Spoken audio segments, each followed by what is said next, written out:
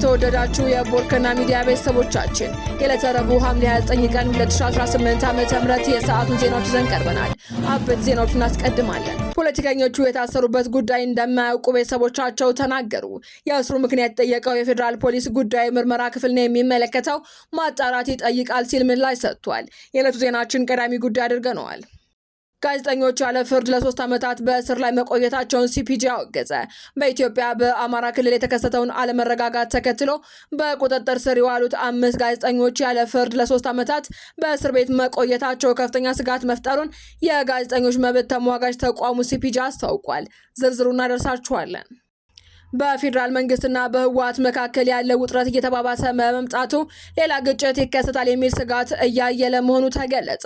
ሁለቱም ወገኖች የህዝብን ደህንነት ማስቆም እንዳለባቸውም ጥሪ ቀርቧል። ተጨማሪውን ይዘናል። የጅቡቲ ፕሬዝዳንት በአማራ ክልል ጻድቃኔ ደብረ ምጥማቅ ቅድስት ማርያም ገዳም በደረሰው የናዳ አደጋ ህይወታቸውን ላጡ ወገኖች ሀዘናቸውን ገለጹ። በአንጻሩ የፌዴራል መንግስቱና የክልሉ መንግስት የሰጡት ማብራሪያ የለም። በዝርዝር እናደርሳችኋለን። ዜናዎቻችን በዝርዝር እናቀርባለን። በቅድሚያ ፖለቲከኞቹ የታሰሩበት ጉዳይ እንደማያውቁ ቤተሰቦቻቸው ተናገሩ። በአንድ ቀን ከታሰሩ 3 ፖለቲከኞች የሁለቱ ቤተሰቦች ለአጭር ጊዜ ቢያገኟቸውም የታሰሩበትን ጉዳይ በግልጽ እንዳላወቁ ገልጸዋል። የእስሩን ምክንያት የጠየቀው ፖሊስ ጉዳዩ ምርመራ ክፍል ነው የሚመለከተው፣ ማጣራት ይጠይቃል ሲልም ምላሽ ሰጥቷል። መምህርና ፖለቲከኛ አቶ አበባ አካሉ፣ የህግ ባለሙያና ፖለቲከኛ አቶ አበራ ንጉሶ እንዲሁም ፖለቲከኛ አቶ ይስሐቅ ወልዳይ በቀናት ልዩነት በፖሊስ ተወስደው መታሰራቸውን ቤተሰቦቻቸው አረጋግጠዋል። አንድ የፖለቲከኛ አበባ አካሉ ቤተሰብ በሰጡት ቃልም እርሳቸውን በተመለከተ ብዙ የሚያውቁት ነገር እንደሌለ ገልጸው ከታሰሩበት ቦታ አሁን ጠይቀነው ተመለስን ሲሉ ገልጸዋል። ፖለቲከኛ የታሰሩት ሜክሲኮ ኬኬር ህንጻ ስር ያለው ምርመራ ቢሮ ነው ብለዋል። ማታ ወደ ቤት ሳይገባ ድንገት ነው የተወሰደው ያሉት እኚህ አካል በምን ሁኔታ ላይ እያሉ በፖሊስ እንደተወሰዱም አላውቅም ብለዋል። ብዙ መረጃ የለንም፣ ተጨማሪ መረጃም እኛ አላገኘንም ሲሉ ተናግረዋል። ፖለቲከኛው አቶ አበበን ትላንት ምርመራ ክፍል እንዳገኟቸው ገልጸው ለማውራት ብዙ ጊዜ አልነበረንም ሲሉ አክለዋል። መታሰሩን ያወቅነው ተደውሎ ተነግሮ ነው። አበበ ለቤተሰብ ደውሉ ብሎ አንድ ሰው ደውሎ አሳወቀን። እኛም ሰዎች ጋር ስንደውል ነው ያመሸነውም ብለዋል። የህግ ባለሙያው አቶ አበራ ንጉሱ የቅርብ ቤተሰብ ደግሞ ባለሙያው በምን ምክንያት እንደታሰረ አላውቅም፣ ከትላንት ወዲያ ጠዋት 1 ሰዓት ገደማ ነው ቤት መጥተው የወሰዱ ሲሉም ተናግረዋል።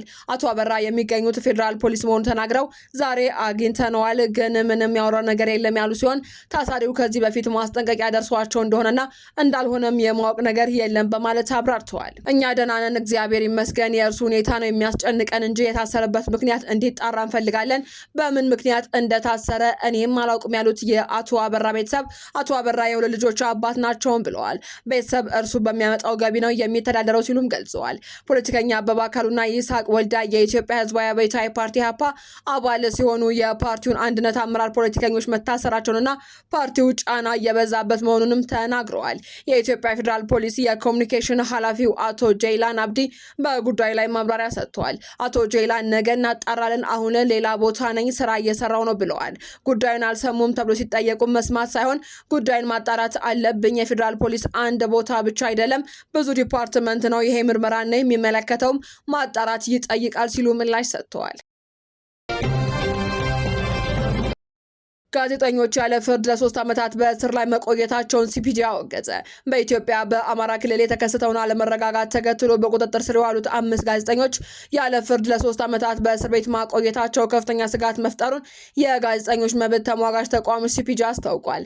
ተቋሙ የኢትዮጵያ ባለስልጣናት ጋዜጠኞቹን በአስቸኳይ እንዲፈቱም ጥሪ አቅርቧል። ጋዜጠኞቹ ጎበዜ ሲሳይ፣ መስከረም አበራ፣ ገነት አስማማውና ዳዊት በጋሻው በሚያዝያ 2015 ዓ.ም በቁጥጥር ስር የዋሉ ሲሆን የቀረበባቸው የሽብርተኝነት ክስ ጥፋተኛ ሆነው ከተገኙ የሞት ቅጣት ሊያስፈርድባቸው እንደሚችል ተጠቁሟል። የዚህ የጋዜጠኛ ቡድን የጋራ ክስ በየካቲት 2018 ዓ.ም በፌዴራል ፍርድ ቤት በኩል አቃቢ ሕግ ያስቀረበው ማስረጃ የችሎት ሂደቱ እንዲቀጥል በቂ ነው የሚል ብይን አግኝቶ ነበር። ሆኖም ተደጋጋሚ የችሎት ቀጠሮች መራዘሙን የችሎቱን ሂደት እስከ ህዳር 10 ቀን 2019 ዓ.ም ድረስ እንዲራዘም ማድረጉን የጋዜጠኞች ጠበቆች ለሲፒጄ ገልጸዋል። ይህ መዘግየት የመጣው ፍርድ ቤቱ ከነሐሴ እስከ ጥቅምት ባለው ጊዜ የነበረው የእረፍት ጊዜን ተከትሎ ነው ተብሏል። ከዚህ በተለየ መዝገብ ጋዜጠኛ አባይ ዘውዱ ደግሞ በነሐሴ 4 ቀን 2015 ዓ.ም በቁጥጥር ስር ውሏል።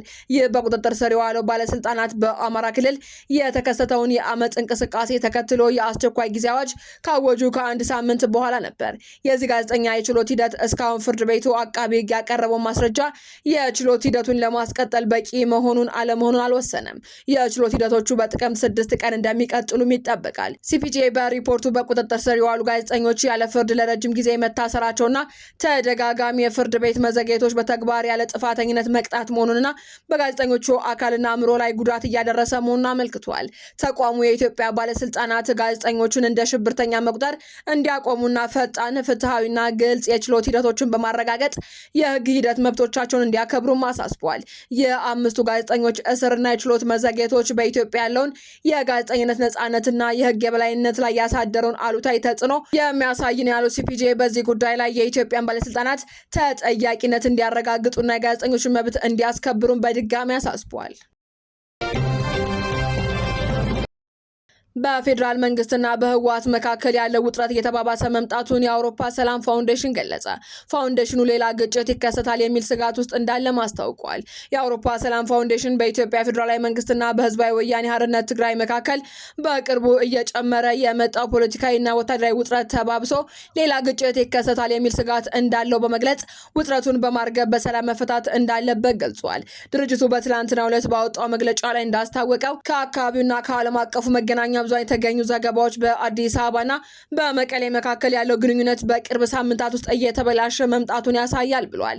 ይህ ሁኔታም በኢትዮጵያና ሱዳን አቅራቢያ ባሉ የድንበር አካባቢዎች አዲስ የትጥቅ ግጭት ሊቀሰቀስ ይችላል የሚል ስጋት መፍጠሩም ተጠቁሟል። የፕሪቶሪያውን ስምምነት አስከፊውን ጦርነት በማቆም ብሔራዊ እርቅና ዘላቂ ሰላምና እምነትን ለመገንባት መንገድ የከፈተ ታሪካዊ ድል ነው። ቢሆንም በአሁኑ ወቅትም በትግበራ ላይ የተፈጠሩ አለመግባባቶች በተለይ በትግራይ ጊዜያዊ አስተዳደርና በህወሓት መካከል ያሉ ውጥረቶች እንዲያዩል በማድረግ እንዲሁም በመቀሌና በአዲስ አበባ መካከል እያደገ የመጣውን አለመተማመን እስካሁን የተመዘገቡ አዎንታዊ እርምጃዎችን አደጋ ላይ እየጣለ መሆኑን አስታውቋል። ለፖለቲካዊ አለመግባባት ወታደራዊ መፍትሄ ሊኖር እንደማይችል የጠቆመው ፋውንዴሽኑ ወደ ግጭት መመለስ በከባድ ጥረት የተገኘውን ሰላም ወደ ኋላ የሚመልስና ሰብአዊ መከራን የሚያበዛ ነው ሲልም አስጠንቅቋል። የሰላም ፋውንዴሽኑ አክሎም የኢትዮጵያ መንግስትና ህወሓት በከፍተኛ ሁኔታ ትዕግስታቸውን ሊያሳዩ ይገባል ያለ ሲሆን ውጥረቱን ከሚያባብሱ እርምጃዎች እንዲቆጠብና የፕሪቶሪያውን ስምምነት ሙሉ በሙሉ ለመተግበር ዳግም ቁርጠኝነታቸውን ማሳየት አለባቸው ሲል ጥሪ አቅርቧል። በተጨማሪም እንደ አውሮፓውያን አቆጣጠር በ2030 ዓለም አቀፍ የሰላም ተነሳሽነት መሰረት ሁለቱም ወገኖች የህዝብን ደህንነትና ጥቅምን ከማንኛውም ፖለቲካዊና ወታደራዊ ፍላጎት አስቀድመው በመስጠት ልዩነታቸውን በሰላማዊና አካታች በሆነ ውይይት ሊፈቱት ይገባል በማለትም ፋውንዴሽኑ አሳስቧል። የጅቡቲው ፕሬዝዳንት በአማራ ክልል ጻድቃኔ ደብረ ምጥማቅ ቅድስት ማርያም ገዳም በደረሰው የናዳ አደጋ ህይወታቸውን ላጡ ወገኖች ሀዘናቸውን ገለጹ።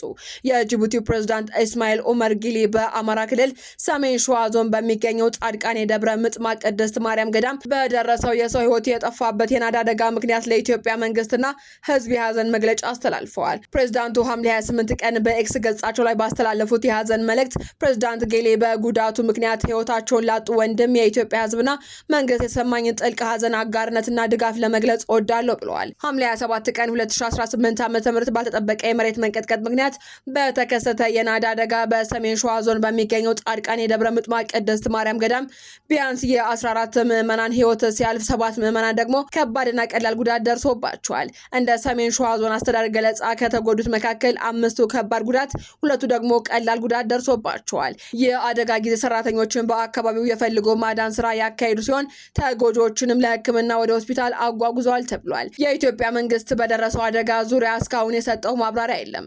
የአማራ ክልል መንግስትም በጉዳዩ ዙሪያ አስተያየት ከመስጠት ተቆጥቧል። አድማጮቻችን፣ የሰዓቱ ዜናዎቻችን ተጠናቀዋል። ስለተከታተላችሁ እናመሰግናለን። ሰላም።